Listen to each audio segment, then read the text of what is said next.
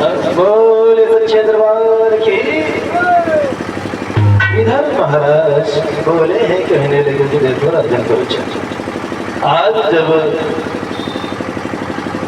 अनसैया ने अपने पति को समझाया है कि ऐसे करो करके इन दुखियारों का हाल हमसे देखा नहीं जा रहा, ऐसा तो आज जब कहा कि ऐसी कोई यत्न करो जिससे बादल पानी बरसा दे, सभी सुखी नर नारी हो जाए, सभी जीव जंतु सुखी हो जाए।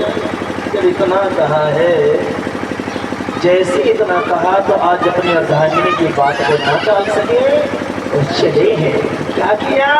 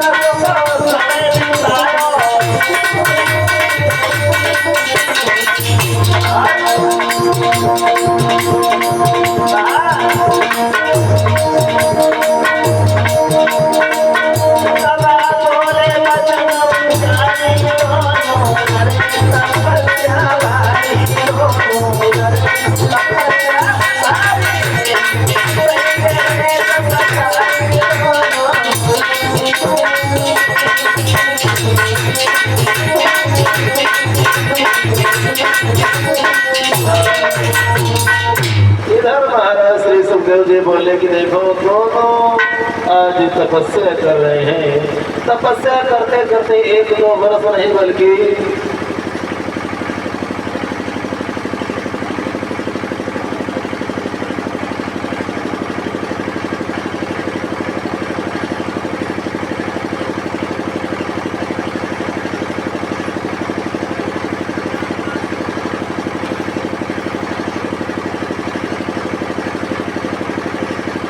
महाराज कहने लगे हैं कि जब श्री सुखदेव जी ने बोला कि हे राजन परिचर, आज जब पानी नहीं बरसा तो महाराज अत्रि मुनि को खुद ही प्यास लगाई। जैसे ही प्यास लगी है, आज तुरंत अपने अर्धांगिनी को आवाज देते कि ऐसा करो, हे देवी मेरी बात सुनो। बैठी रसैया नारी कहे, बचन उच्चार कहे न पधारी, अब बचा से बाहर रमिया लगी रही प्यासा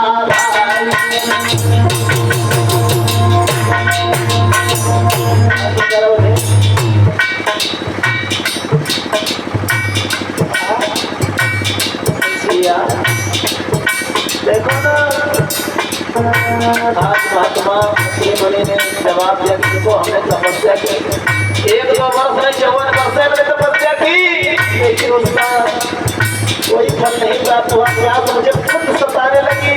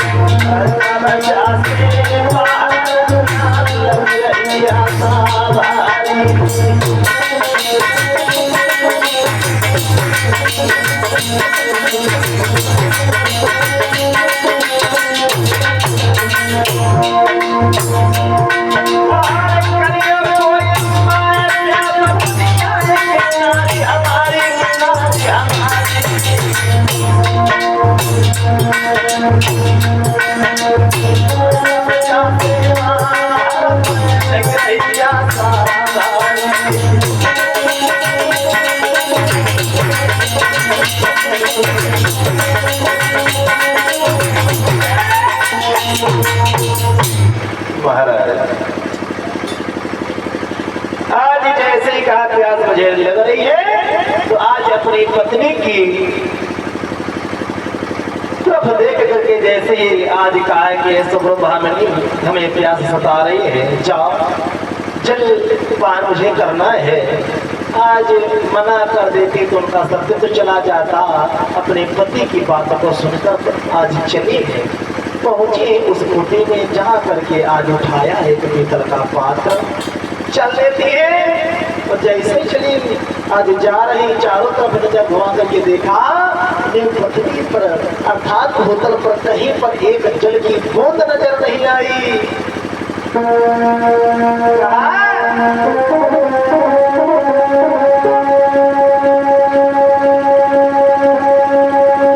मैया ऐसे चली, क्या हुआ?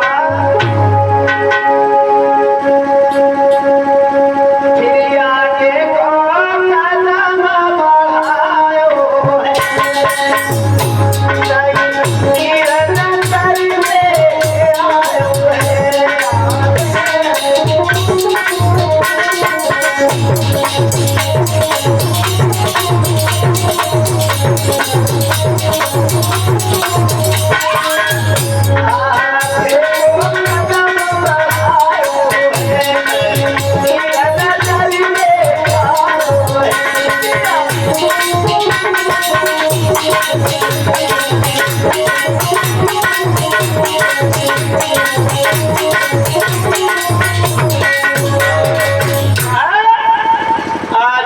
आगे को कदम बढ़ाया, कहीं पर जल नहीं मिला।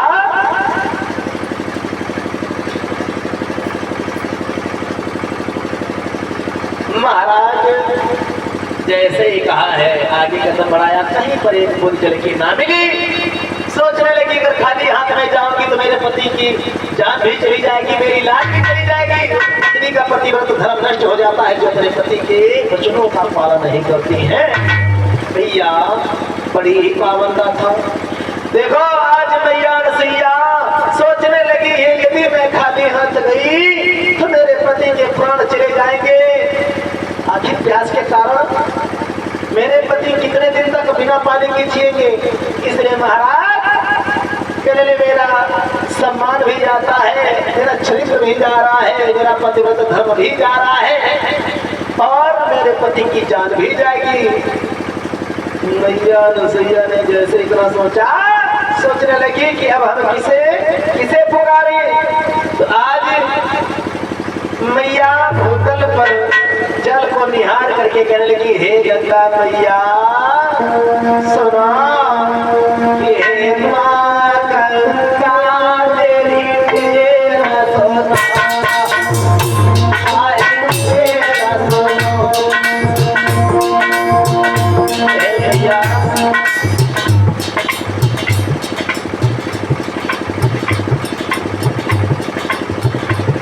अरे प्रकाश भैया दुकानदार जी इसी ग्राम सभा बेलवा से सादर 21 रुपए का दान प्रभु कल्याण करें।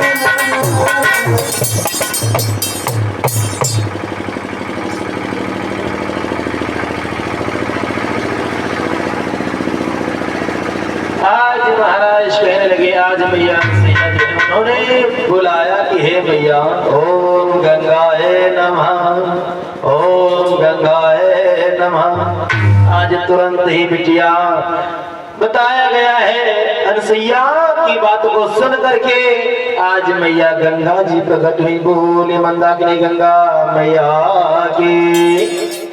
आज वहां पर जैसे ही मैया जी प्रकट हुए कि ने कहो बिटिया इस कारण से तुमने हमें बुलाया। सोई का कि हे मैया सुनो, आज मैया जब प्रकट हुई थी तो जल के रूप में नहीं बल्कि देह को धारण करके मैया प्रकट हुई थी।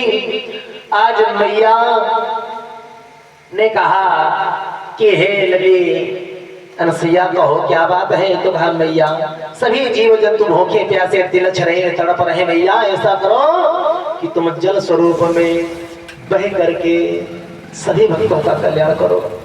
जैसे इतना कहा तो कहा अगर बिटिया तुम अपने स्वार्थ के लिए कह रही हो या जन कल्याण के या लोक कल्याण के लिए, तो कहा मैया जब लोक का कल्याण होगा तो उसी लोक में हम सभी लोग आ जाएंगे। जिस व्यक्ति ने लोक के लिए सोच लिया उसी का परलोक भी सुधर जाता है। जिसने इस लोक को बनाना चाहा उसी का परलोक भी सुधरा है।